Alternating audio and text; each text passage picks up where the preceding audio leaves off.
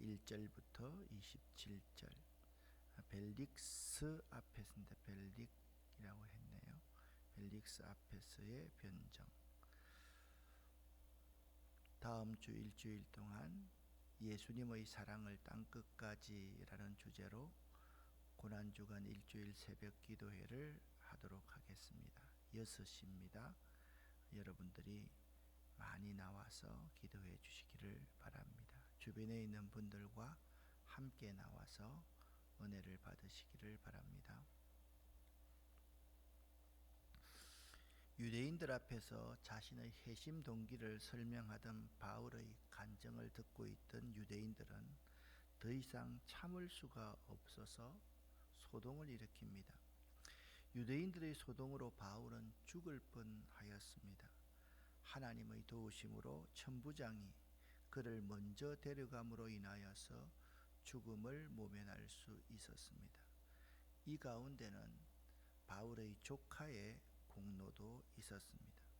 천부장은 유대인들이 왜 그토록 바울을 죽이려 하는지 자세히 알기 위하여 공의회를 모으고 바울에게 변명할 기회를 허락합니다. 이것은 바울의 선교에 있어서 뜻밖의 수확입니다.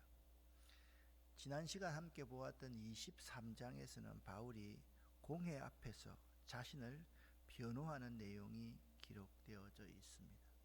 바울이 공회 앞에서 자신을 변호하는 내용과 그리고 바울 자신을 죽이기 전에는 먹지도 않고 마시지도 않겠다라고 하는 바울 죽이는 결사대 40명, 이 악한 열심이 23장에서 나타났습니다.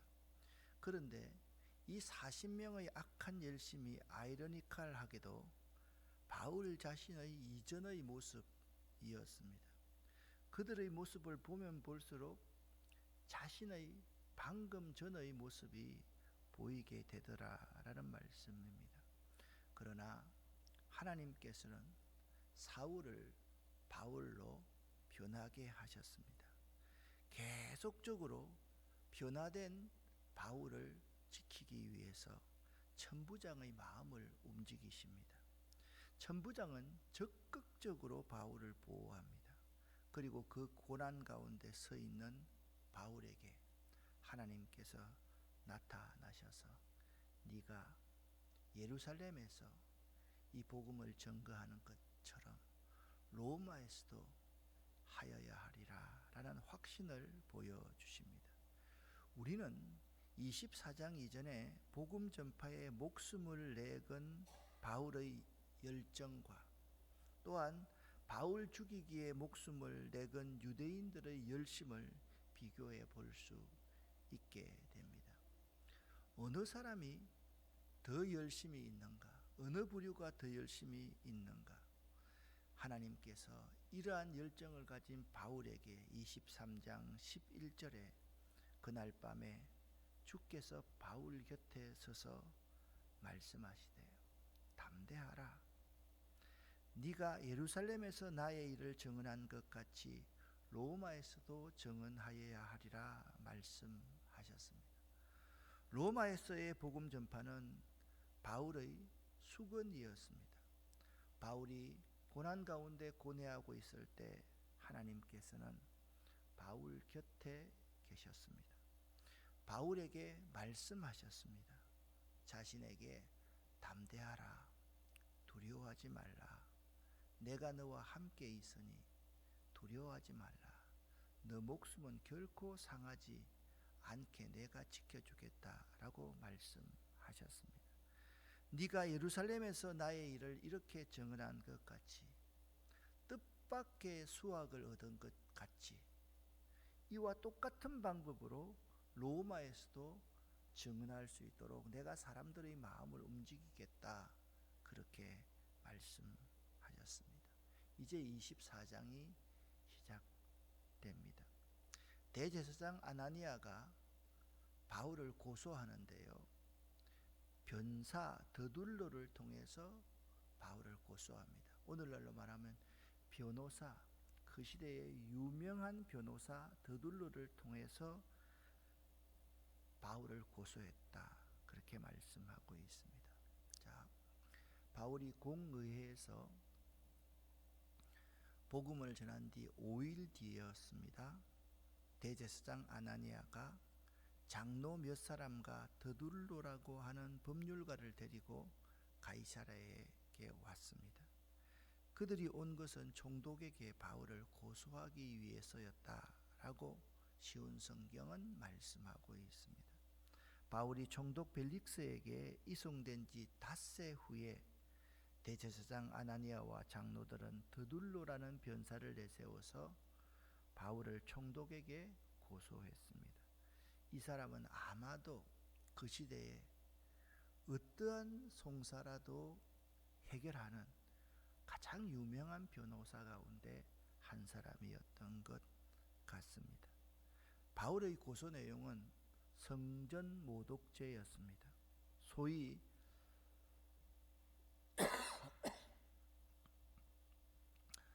나사렛 이단을 신봉하는 자로서 로마의 지배를 받고 있는 모든 유대인들을 소욕해 한다라는 것이었습니다. 그러니까 바울의 제목은 성전 모독죄 하나인 것 같지만은 아닙니다. 나사렛 예수를 믿는 이단의 개수라는 겁니다. 그리고 유대인들을 소욕해 하여서 로마 황제에 대해서 반란을 일으킬 수 있는 자라는 세 가지의 제목이었습니다. 더둘로는 총독 벨릭스에 대한 아첨으로 바울에 대한 송사를 이렇게 시작합니다. 2절부터 4절까지 읽어보겠습니다. 바울이 안으로 불러 들여가자 더둘로가 고소하기 시작했습니다. 벨릭스 각하, 우리는 각하 덕분에 오랫동안 평화를 누려왔으며 각하의 지혜로운 일처리로 우리나라의 잘못된 일들이 많이 고쳐졌습니다. 우리는 언제 어디서나 이 모든 일이 각하의 공로 때문인 것을 인정하며 각하께 감사하고 있습니다. 이제 더 이상 각하께 폐가 되지 않게 간단히 말씀드리겠으며 저희 말을 들어주시기 바랍니다. 벨릭스 각하. 여러분, 이 그림은요, 벨릭스 앞에서 더둘로가 변호하는 그러한 모습을 그린 그림입니다. 여러분, 유대인들이 로마 총독을 얼마나 증오했는지 아십니까?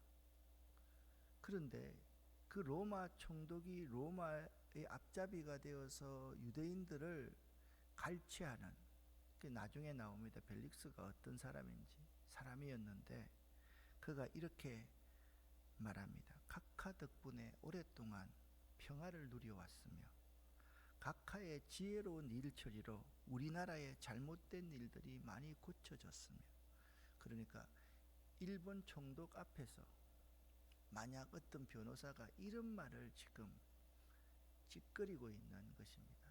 말도 안 되는 말을 대제사장 아나니아를 대신한 변호사가 이런 말들을 하고 있다라는 것입니다. 그들은 이러한 제목으로 바울을 고소합니다. 5절부터 9절 말씀 함께 읽겠습니다. 우리는 이 사람이 온 세계에 있는 유대인들을 선동하고 문제를 일으키는 사람인 것을 알게 되었습니다. 이 사람은 나사렛 이단의 두목입니다. 심지어는 그가 성전까지 더럽히려고 하여 우리가 그를 붙잡았습니다. 총독 각하께서 이 사람을 직접 신문해 보시면 우리가 그를 고소하는 이유를 아실 수 있을 것입니다. 다른 유대인들도 가세하면서 그의 말이 모두 사실이라고 주장했습니다. 아멘. 5절부터 9절까지의 말씀을 보면 더둘로와 대제사장 아나니아와 및 몇 명의 장로들은 자기들이 신성모독죄를 범하고 있으면서도 불구하고 오히려 바울을 신성모독죄로 고소하고 있습니다. 그들은 형제의 눈에 있는 티만 보고 자기의 눈에 있는 대들보는 깨닫지 못하는 어리석은 자들이었습니다. 사도 바울은 갈라디아서 1장 10절 말씀에서 이제 내가 사람들을 좋게 하랴 하나님을 좋게 하랴 라고 말하고 있습니다. 우리 믿는 성도는 모든 행동에서 사람을 기쁘게 할 것이냐, 하나님을 기쁘게 해야 할 것이냐, 두 가지를 생각하면서 말할 수 있어야 됩니다.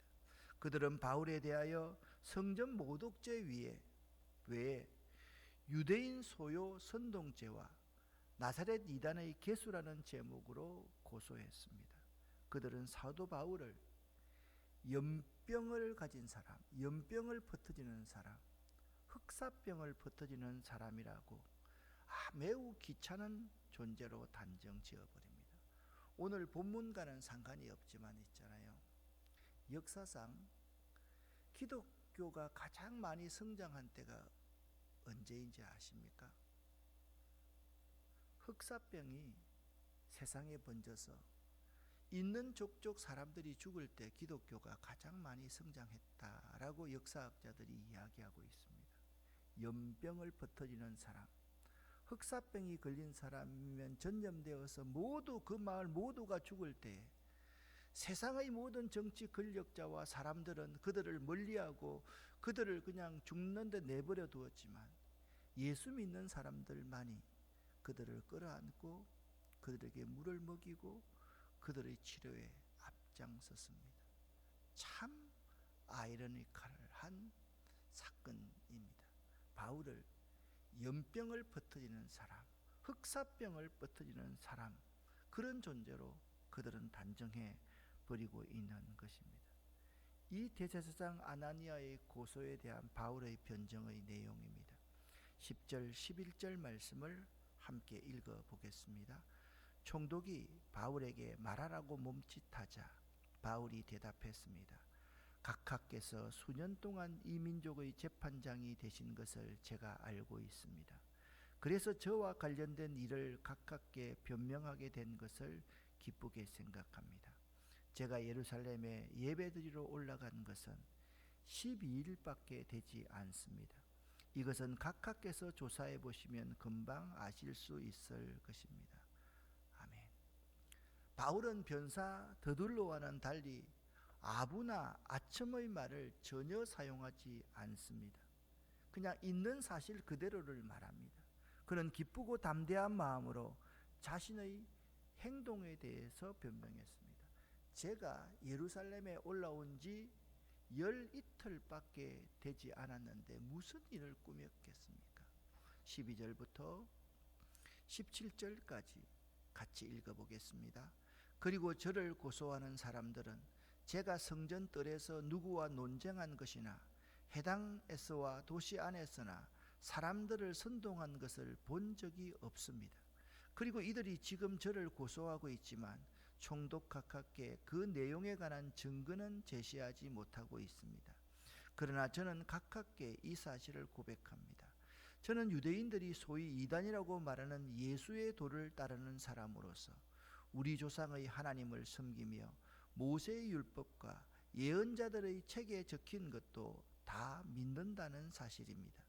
저는 이 사람들이 간직하고 있는 것과 똑같이 하나님께 대한 소망을 가지고 있습니다. 그것은 의로운 사람이든 불의한 사람이든 모든 사람이 다시 부활하리라는 소망입니다. 그래서 저는 언제나 하나님과 사람들 앞에서 저의 깨끗한 양심을 간직하려고 힘쓰고 있습니다. 저는 여러 해 동안 예루살렘을 떠나 있다가 저희 민족에게 구제금을 전하고 하나님께 예물을 바치려고 예루살렘에 다시 돌아왔습니다. 아멘. 바울은 자기가 무죄임을 강력하게 주장합니다. 자신은 어떠한 악한 일도 하지 않았으며 소요를 선동한 적도 없고 다만 죽은 자의 부활에 대해서 외쳤을 뿐입니다. 그렇게 말합니다. 그건 굉장히 중요한 겁니다. 23장에서 바울이 그 공회원들 앞에서 증거할 때 한쪽은 바리새인인 줄 알고 한쪽은 사두개인 줄 아니까 예수의 부활에 대해서 딱 언급하니까 둘 사이에 다툼이 일어났다. 그래서 바리새인들이 천사를 통해서 바울이 이야기하는가 보다 그렇게 이야기했다. 그 사실을 알기 때문에 다만 죽은 자의 부활에 대해서 외쳤을 뿐입니다. 이렇게 말을 했을 때 그 공회원들 중심의 사람들은 얼마나 많이 당황했을 것 같습니다. 또한 대제사장과 유대인들이 자기를 고소할 어떠한 법적인 증거도 갖고 있지 못하다고 말하고 있습니다. 더군다나 바울은 예루살렘에 온 지 12일밖에 되지 않았다라고 말하고 있습니다. 바울은요, 법률과 이상으로 구체적으로 이렇게 설명합니다. 18절에서 20절입니다. 함께 읽습니다. 그들이 저를 본 것은 제가 성전 뜰에서 정결 예식을 행하고 있을 때였습니다. 저는 소동을 일으키지도 않았고 제 주위에 군중들이 모여 있지도 않았습니다. 그 자리에는 아시아에서 온 유대인들이 있었는데 저를 고소할 일이 있었다면 그들이 직접 각하 앞에 와서 저를 고소했을 것입니다. 그렇지 않으면 제가 예루살렘에서 유대인의 공의 앞에 섰을 때 이들이 제게서 무슨 잘못을 찾아냈는지 여기 서 있는 이 사람들에게 말해보라고 하십시오. 제가 정결례식 행할 때 정결례식 다 행했지 않습니까? 그들이 그때 고소할 것인데 지금 왜 이렇게 하고 있는 것입니까? 라고 말하고 있는 것입니다. 아무런 그때는 문제가 없었다라고 말하고 있는 것입니다. 21절 말씀입니다. 함께 읽습니다. 제가 그들 앞에 섰을 때 한 말은 오직 하나, 곧 오늘 제가 여러분 앞에서 재판받는 것은 죽은 사람의 부활에 관한 것 때문이다라고 외친 것뿐입니다 라고 말씀하고 있습니다.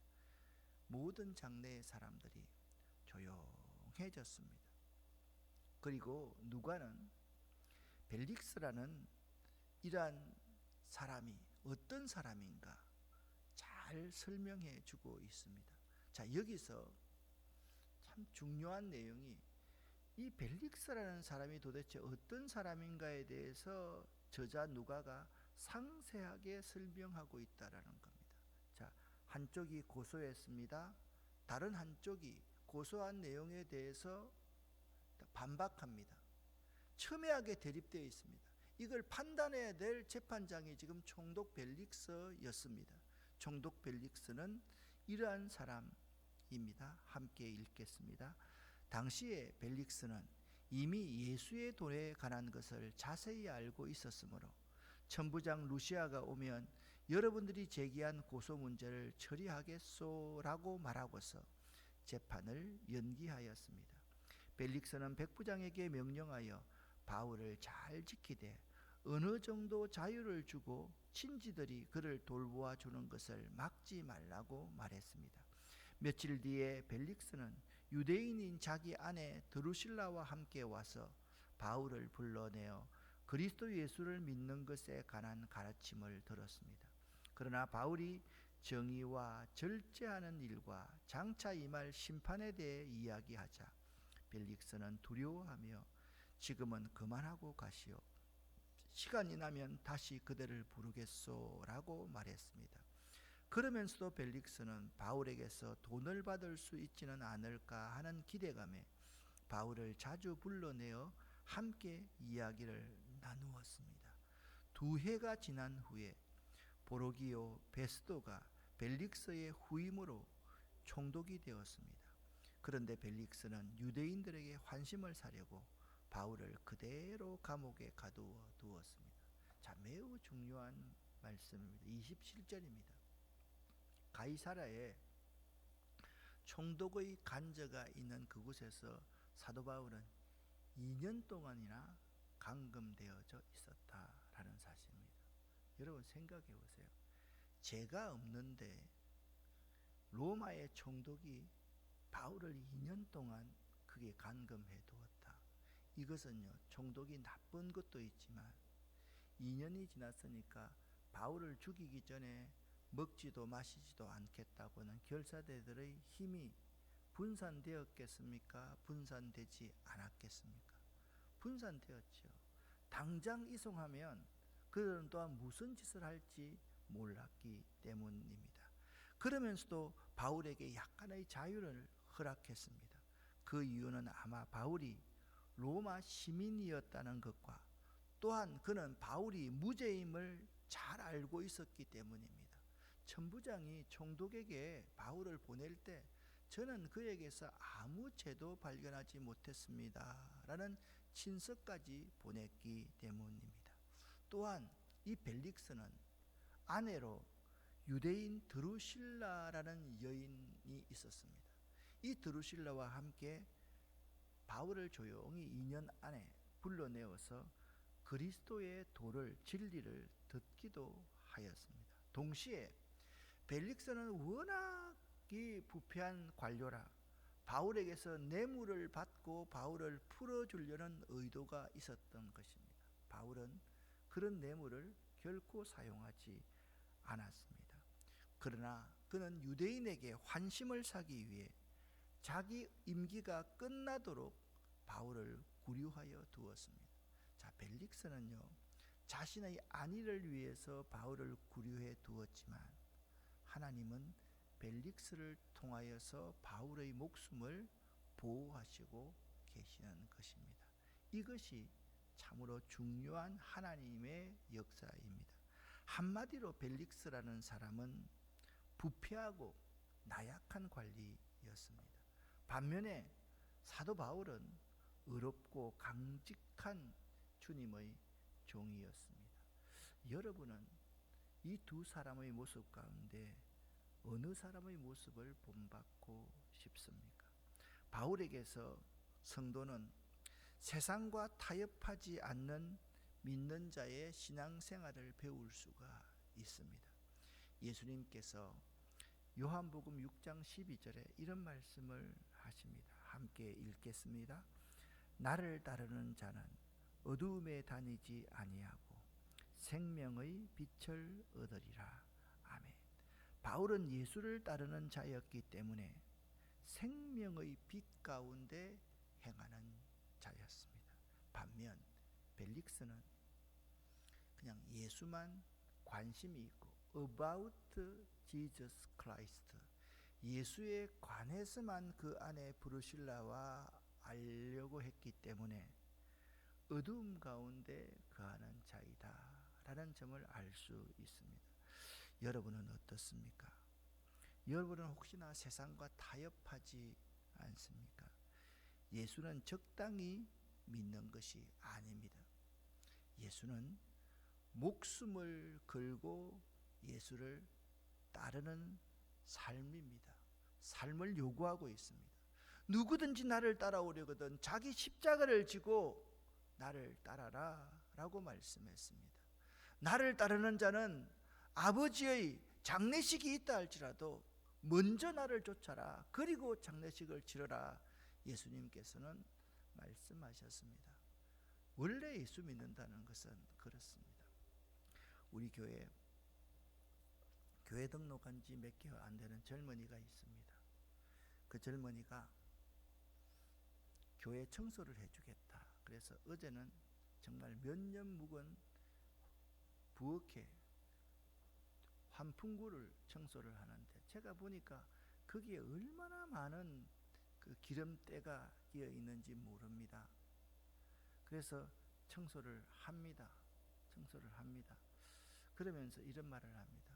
목사님, 그리스도인이라는 것이 무슨 뜻입니까? 그래, 그리스도인은 예수 믿는 사람들, 예수님 제자라는 뜻이지 그 뜻밖에 없습니까? 그 다른 뜻도 있어. 그 시대에는 모두가 로마 황제를 주로 모시는, 로마 황제를 신으로 모시던 시대였는데 그리스도인들은 로마 황제를 신으로 모시지 않고 예수만이 참된 나의 구원자요 내 인생의 주인임을 믿었던 사람이지. 그래서 그리스도인들은 그 시대에 예수에게 목숨을 걸었지. 예수 믿으면 죽는다는 사실을 알면서도 로마 황제를 거부하고 예수님을 자신의 구원자로, 자신의 인생의 주인으로 모시는 사람들이었지. 그래서 그리스도인이라는 뜻은 세상 사람들이 감당치 못하는 사람이라는 뜻이야. 어제 저녁에 그런 이야기를 함께 차를 마시면서 말했습니다. 사랑하는 성도 여러분, 저는 이 말씀이 생각이 났습니다. 바울이 고난 가운데 고뇌하고 있던 그날 밤에 하나님께서 바울 곁에 계셨다라고 말씀드렸지 않습니까? 바울에게 말씀하셨다라고 말씀드렸지 않습니까? 그리고 담대하라. 네가 지금처럼 나중에도 네 꿈을 이룰 것이다 라고 말씀했지 않습니까? 여러분이 정말 예수를 따르는 그리스도인이 되고 싶다면 지금 여러분 곁에 주님이 계심을 믿으시기를 예수 이름으로 간절히 축원합니다. 여러분에게 계속적으로 말씀하실 것을 믿으시기를 바랍니다. 그리고 담대하라 그렇게 말씀하시는 주님을 꼭 붙드시기를 예수 이름으로 간절히 축원합니다. 기도하겠습니다. 살아계신 하나님 아버지여, 목숨을 걸고 어느 곳에든지 기회를 만들어 복음을 전하고 있는 사도 바울의 모습, 예수만을 따르고 있는 사도 바울의 모습을 본받기를 원합니다. 하나님, 우리에게 그러한 결단을 허락하여 주시옵소서. 그리고 하나님 아버지, 간절히 기도합니다. 이 새벽에 간절한 기도의 제목을 가지고 사업을 위해서 기도하는 귀한 집사님이 있습니다. 또한 갖가지 문제로 기도하는 귀한 우리 권사님, 집사님들이 있습니다. 그 문제가 무엇이든지 간에 오늘 이 시간 하늘 문을 여시고 우리에게 쌓을 곳이 없도록 응답하여 주시옵소서. 예수 그리스도 이름으로 축복하옵고 간절히 기도 올립니다.